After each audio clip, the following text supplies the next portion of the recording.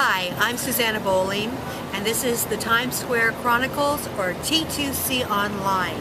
And today we are with actor, artist, songwriter extraordinaire, Joe Sorolla. And producer. And now he is the proud producer of a new show called Stick Fly that is opening up on Broadway this week. Joe. Yes. Hi. What made you produce Stick Fly? Well, first of all, I'll make it as brief as possible. I saw Time Stand Still at the Manhattan Theater Club the last day. I said, my God, this is incredible. Incredible show. So I went backstage, I saw Eric Bogosian, and I said, what's happening now? He said, I don't know. I gave him my card. And the next day I got a call from Nell Nugent. She said she got Laura Linney for 19 weeks. We're going to do it at the Court Theater. And I said, that's better than a stage reading. I saw a show that I love, was up for the Cruz Prize and all that. All right. We went to the Court Theater, and then it's going to open in London in February. So Nell called me and said, I've got another place. Alicia Keys, who everyone knows Alicia Keys, found this play and she loves it. It's about a rich black family in Martha's Vineyard. That in itself is funny. I mean, it's incredible. So I read the play. I said, oh my God, this is incredible. I said, yes, I want to. So I put money in with her. And the more I've seen it 4 times in the last 4 days. It gets better. It's just sensational. It's when I read it, I didn't see the comment. I saw a wonderful play about, family. And now, I mean, the laughs, it's like a comedy. It's incredible. I'm very happy. We open on Thursday, the 8th. Are you like the proud father of a new child? Oh, yeah. Oh, sure. Are you kidding? Because I met these wonderful people. The cast, they're just terrific people. And on stage, the chemistry it's like real. It's real stuff. And like, for example, I just go to see the second act. I have friends going, and then I catch them. But I don't get bored. I mean, this is the 5th time, 5 days in a row I've seen the second act. Sensation. Just wonderful. So it really feels great. I'm really anxious to see about what's going to happen on Thursday, but I'm very happy I got into it. Just happy. Do you miss being on the stage? Or? Oh, sure. Oh, God, sure. Yes. Do you see but yourself I do a one-man show called Age is a Man. And I do it like in the high schools and the colleges. In fact, there's a school now, the Museum School on 17th Street. It's a high school. And I'm teaching Shakespeare there every Wednesday from 9 in the morning till 3 in the afternoon. So that's very gratifying. What's your favorite Shakespeare play? I like Hamlet, of course. Everyone loves Hamlet. Hamlet. Mine's Taming of the Shrew. That's wonderful. Wow, it's great. Great. Hamlet, Taming of the Shrew. I'm a natural Petruchio. It's wonderful. Richard was my best friend, Burton. Wow. How did you start? You've been in this business for how long? Oh, I started when I was 28. How did you start? Well, I was sales promotion manager for Kimberly Clark. They made Kleenex coats. That was the shoot. And I had an expense account, an automobile, and an office at 250 Park Avenue. And I was bored. 28 years old. I was going with a girl who went to Eugene, where the Shakespeare country, and she said, "You're much more than a salesman." What's wrong with being a salesman? She's nothing, but I mean. So I said, what the hell? She likes the theater. I've never been to the theater. So I took a course at Hunter College, $20. Sketching and painting. Then there was one folk guitar. Then there was one acting one. For those interested in acting, teaching, and furthering their knowledge of the theater with Dr. Ilya Motilev, this Russian. So I took that. Within 2 weeks, I wanted to be an actor. I told this Russian, I said, listen, if I have talent, I want to work privately. If I haven't, let me know. Fine. Money's no object. After 2 weeks, he said, you're another John Barrymore. Let's work. So he, myself, we got another male actor and a girl. We worked like 8 hours a day, 2-3 days a week. But after 3 months, he was making mistakes on the stage. I was still with Kimberly Clark. Then I got my first reading at an off-Broadway show at the Blackfriars Theater. And I got the job, and then it got embarrassing. And then I did Notes from Underground for Camera 3 on CBS. So it was embarrassing. I was still with Kimberly Clark. And here I'm doing all these. Won Best Dramatic Show in 1958. My first year in the theater. It was on Camera 3. It was like PBS. Right. And they staged it. It was wonderful. And that was my first television show, won Best Dramatic Show in 1958. And then, of course, I got great reviews. And then I did Molly Brown when Richard was doing Camelot.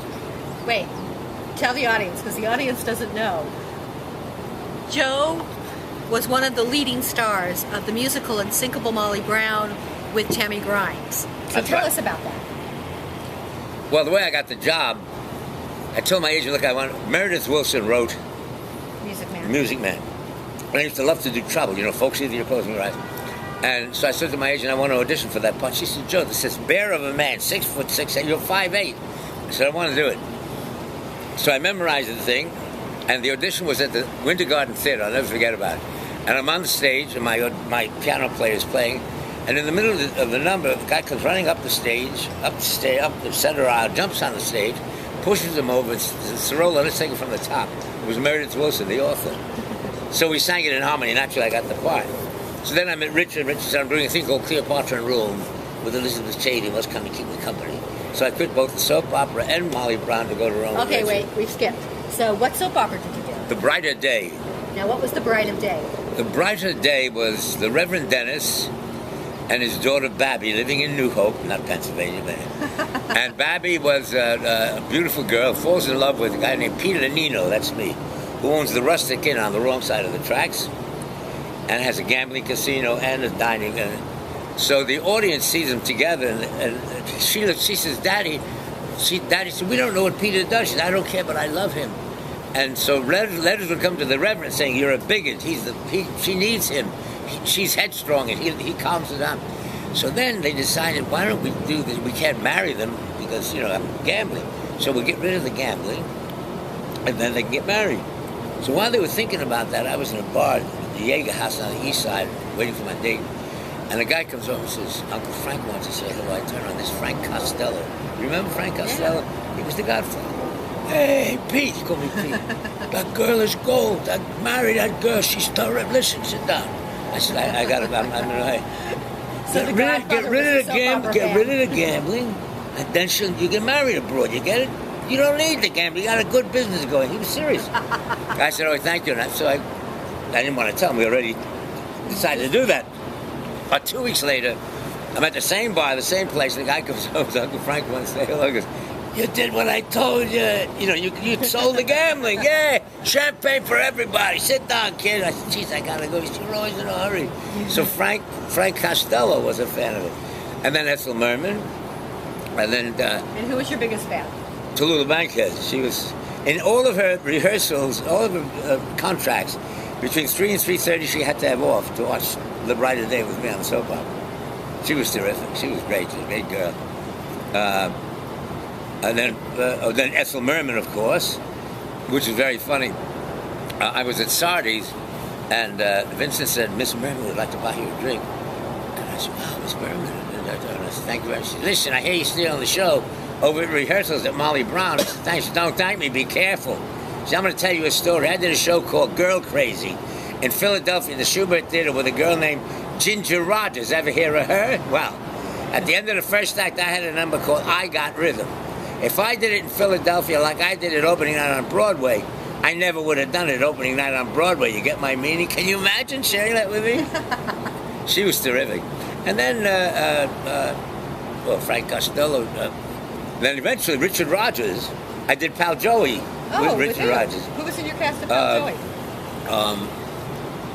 Chris Chadman and Arthur Miller's Joan Copeland. Oh, we did it with the Circle and the Square. Okay. And that was great fun. Was it a straight play or a musical? No, Pal Joey. Yeah, I know. Pal Joey, Bewitched, Bothered, and Bewildered. They got those. Lady is a Tramp. No, they got wonderful songs. Dig You Now, Plant You Later.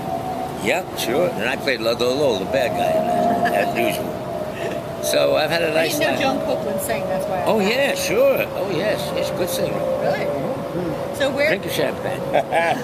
What else did you do? What else? Get Pal Joey. Then at the Golden Rainbow with Steve and Edie. At the Super. Absolutely. What was that like? Fun for a year. It was wonderful. I saw it. Oh, you did? I was Lolo, the bad guy. Yeah. I had a big number in Philadelphia. Well, but it was cut. Is that how you met the Drake, Erwin? No. I just met them coincidentally at the National Dutch Street Club. But now my fun is in doing this one-man Shakespeare show, and I do it in high schools and colleges. And then being a member of the Dutch Street Club, I do a lot of I never even went to a cabaret, and now I'm doing cabaret stuff with Steve Ross. Oh, yeah, sure. Steve is wonderful. And life is lovely. And then, of course, the voiceovers. Are you still singing? Oh, sure. In fact, I'm going to sing on the 20th. What am I going to sing? Pardon me, miss, but I've never been kissed by a girl like you. You're like really? Yeah, Where are you singing that? At the Dutch Street Club. We're having our annual on the 20th. Oh, the Christmas party? Christmas party, yeah. So you're singing from Little Me. Right. So, and then voiceovers. Now, you know, I've done 10,000 voiceovers. Do one of your voices. Boys, I love and gold turkey, the best turkey ever. Compromise elsewhere. Wendy's spicy chicken sandwich. When you gotta have one, you gotta have one. Nyquil for that sniffling, sneezing stuff, you know, so you can see medicine. GE, we bring good things to life. Ford tough. Hertz, the #1 way to rent the car. Scope, once in the morning does it. I've done 10,000, thank God. That's nice, you go in for an hour. So that's how you afford the Terrace. Ah, yeah, that's what pays the bills. The Terrace is glorious. Can you tell us? I take it you're an avid Renaissance man. That's up to someone else to say. Yeah, I do. I love the garden. This is every day. But did you plant everything? Everything is me, yeah. You did plant everything. Oh, yeah. Let's go inside. There's Julie Andrews, and there's Uncle Joe, and there's Tony Walton. That was in '59, my first year in the theater. Burton and I in Puerto Vallarta when he was doing Night of the Iguana, and there's little Liza Todd, Mike Todd's daughter by Elizabeth Taylor. Not only is he a famous actor, producer, but he's also a songwriter. And who has sung this song? Marilyn May, the great jazz, and Johnny Rogers. They're both doing it. Shecky Green, the great comedian. Tammy and I and Molly Brown. That was 1959. There's Steve Lawrence and I in Golden Rainbow. From Uncle with David McCallum. Now, is that you? That's me. Taking the stage of Golden Rainbow with Steve and Edie at the Schubert.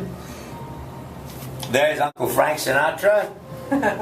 I won the Christina Sinatra Celebrity Tennis Tournament. That was that. And this was the second we were told the show is canceled. You ever see such pain? The show. Now, what show was that? The Montefuscos. It was a series, but they put us opposite the Walton, so we were dead. And we got great reviews, but there's Kay Ballard played my sister, and then Linda Dano played my daughter. And there's up there is Jimmy Cagney and me. That's the last scene Jimmy Cagney ever did with me. Here's the sketch I did of Winston Churchill. I also sketches of that sort of stuff. Not only is he an actor, a songwriter, and a producer, he is also a prolific artist. Well, here's Yogi Berra. I play tennis with golf with Yogi a lot. And these are my Christmas cards, pen and ink, black and white. When he says his Christmas cards, he means he drew these. I drew these and I sent them out with the ice skaters.